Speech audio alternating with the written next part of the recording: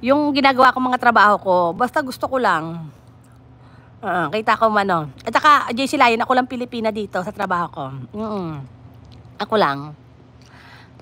Kasi sa ano eh. Ayan. Yay, so happy for you, Pinay, masipag. Oo, sobrang sipag. Ako lang Pinay dito. Sa trabaho ko. Kasi yung karamihan ng trabaho dito, pag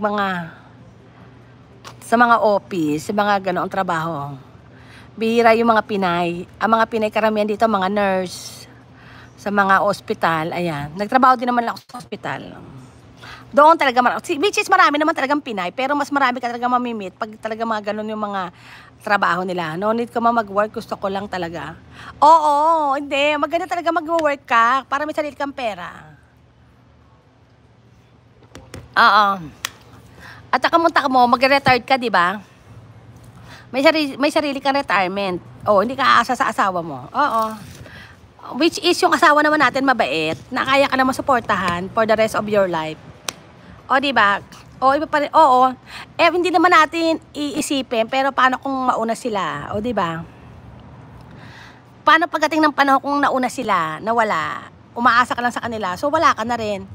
Hindi kagaya kung sakasakali sila yung mauna, ikaw na iwan. Ibig sabihin, may sarili kang naipundar sa sarili mo at may natatanggap ka. Kagaya ng mga benefits, meron kang benefits, natatanggap mo yun every year.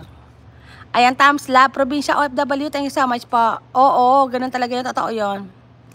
Oo, trabaho na ng trabaho, sayang eh. Oo, kasi ako, ang plano ko din eh, ang retirement ko sa Pilipinas, pero back and forth. Ganun lang talaga dapat. Katrabaho lang tayo. Lalo na pag may mga asawa tayo, mga Amerikano, kasi sa totoo lang, ano na ito eh, kumbaga chance na natin makapagtrabaho sa USA. Yung mga Pinay na nasa USA, chance na talaga makapagtrabaho at ano talaga, yung alam mo yon, yung kagaya niyan, gusto mo magtrabaho ka kasi isipin mo nga, ang dami nag-OFW from the Philippines. Diba? Ako ano ba naman, yan, dito na tayo eh. Oo, yun na nga eh.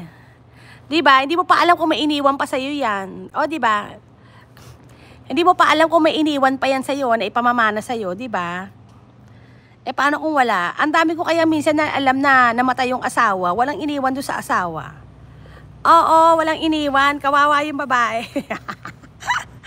Pambira, naging asawa mo taga-taga tapos namatay, walang naiwan sa'yo. Eh, yung babae walang naging trabaho. Eh, di wala nga siya. O, diba? Ganun talaga yon. Ayan. Oo, dapat you have to prepare talaga everything. Oo, hindi pwede yung hindi ka hindi pwede yung hindi ka mag-prepared. Kailangan talaga prepared talaga sa lahat. Oo. Ako nga pine-prepared ko na yung sarili ko eh. At saka, syempre, you never know eh. Kasi syempre, mga asawa natin, kawawa din naman. Kung halimbawa tayo yung nauna, o diba, kawawa din naman sila. Pag sila naman, syempre, yan mga bagay na yung pinag-uusapan. Yung iba kasi ayaw na pinag-uusapan. Pero dapat talaga pinag-uusapan yung mga bagay. Kami lang dalawa na asawa ko, nag-uusap talaga kami. Na sweetheart, pag nauna ako, o kaya siya naman may sinasabi siya sa akin na pag nauna siya.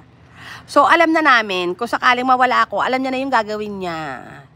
Tapos ako naman, pag nawala siya, alam ko din naman yung gagawin ko. So, nag-uusap talaga kami.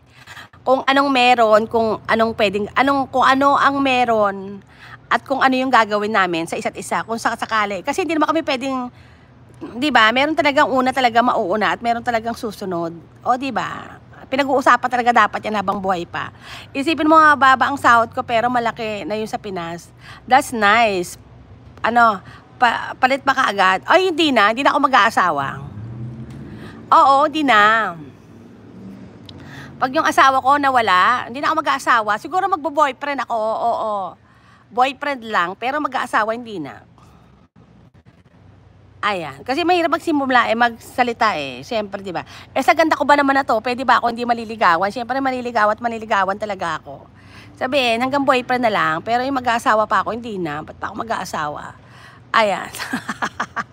Ang lakas ang love magsabi talaga, sobrang ganda, no? Pwede bang di ako maligawan? Sobrang ganda talaga.